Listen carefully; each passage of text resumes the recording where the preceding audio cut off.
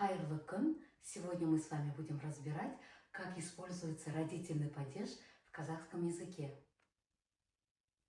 Существительное в родительном падеже отвечает на вопросы кімнің, кого, чей, чья, чье, ненің, чего. Аффиксы родительного падежа окончание дың добавляются, когда слова заканчиваются на ж, з, и, ю, л, р, у, краткие. Ның добавляются, когда слова заканчиваются м, н, н, на гласные звуки.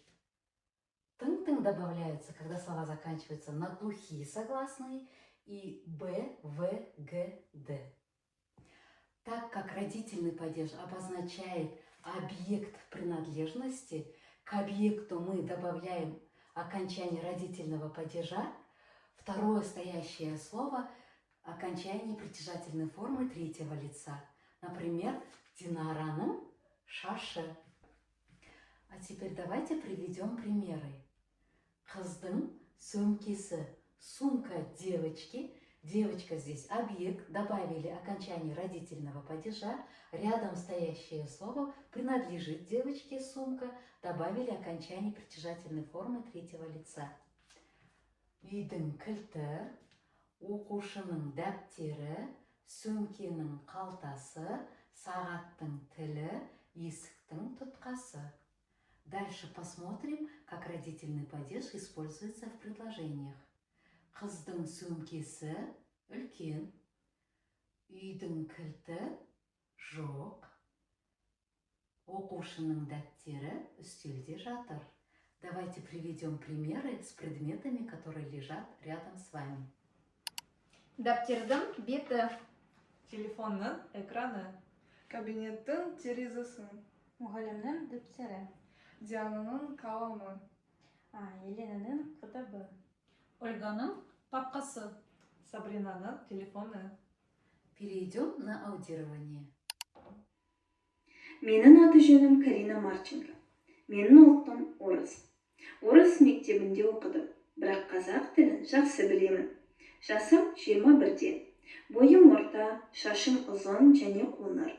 Маңдайым кең, мұрным таңқы. Мен жан-жақты, сыпайы, батыл, сабырлымын. Менің арманым мұғалім бол. Ал сенің арманың қандай? Вы видео посмотрели, теперь ответим на вопросы. Елена, Каринаның ұлты қандай? Каринаның ұлты орыс. Диана, Каринаның жасы нешеде? Каринаның жасы 21-де. Жақсы. Сабрина, Каринаның мінезі қандай? Оның мінезі сыпайы, батыл, жан-жақты, сабырлы. Тамаша. Ольга, Каринаның арманы қандай? Каринаның арманы мұғалім болу. Дұрыс, жақсы. Сейчас с вами, переходя через ссылку, потренируемся, чтобы добавлять окончание родительного падежа правильно.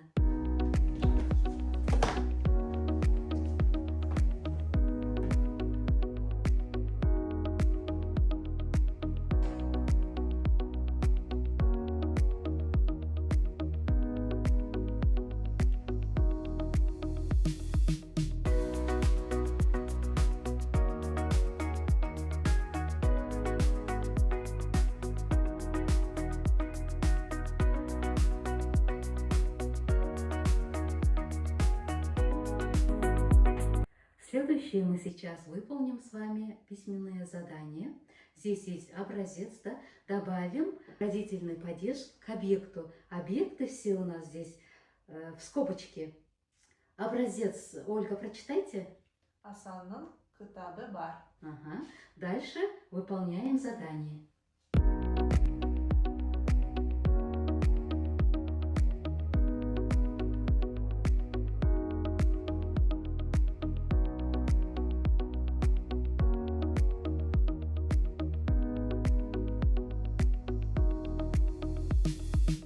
Теперь проверим задание. Бірінші сөйлемді Диана оқыңыз. Айгүлдің қаламы үстелде жатыр. Жақсы, Елена. Мұғалімнің сөмкесі жаңа. Келесі Ольга. Анамның көйлегі әдемі. Сабрина. Досымның ойы жақын. Сегодня, наверное, вы устали уже, столько заданий сделали. Давайте в конце урока поиграем и закрепим родительный падеж. Сіздерге қандай түс ұнайды, қандай таңдайсыздар? Мен қызыл аламын. Маған сыра. Маған жасыл. Маған көк ұнайды. Мгм. Это парная игра. Я на казахском языке буду называть слова, а вы должны обвести кружочек. Кто первый, тот и выиграет. А в конце мы добавим окончание родительного падежа. Мгм. Давайте, готовы? Дайынсыздар ма? Иә. Ага. Ал. Ай. Алма. Ағаш. Қалам. Терезе. Жақсы. Тақта. Дәптер. Орындық. Сөмке. Өте жақсы, ойын аяқталды. Теперь посмотрим, қарайық, кім жеңімпаз екен. Көк нешеу? Сабрина, санаңызшы. 1, 2, 3, 4, 5, 6. Ага. Қызыл неше, Ольга? 1, 2, 3. Ага. Кім жеңді? Бізде Сабрина жеңді, иә? Енді осыдан, Ольга, сіз өз сөздеріңізден ілік септігін жасаңыз. Сабрина, сіз өз сөздеріңізден. 1-2 сөзден ғана алыңыздар. Орындықтың аяғы, айдың жарығы. Сөмкенің қалтасы, дәптердің беті. Ага. Келесі топ. Атаның үйі, қыздың көйлегі. Диана. Ағаштың жапырағы, үстелдің үсті. Ага. Здесь тоже подведем итоги, кто победитель. Елена, неше сөз сізде? 1, 2, 3, 4, 5, 6. Жақсы. Диана. 1, 2, 3, 4.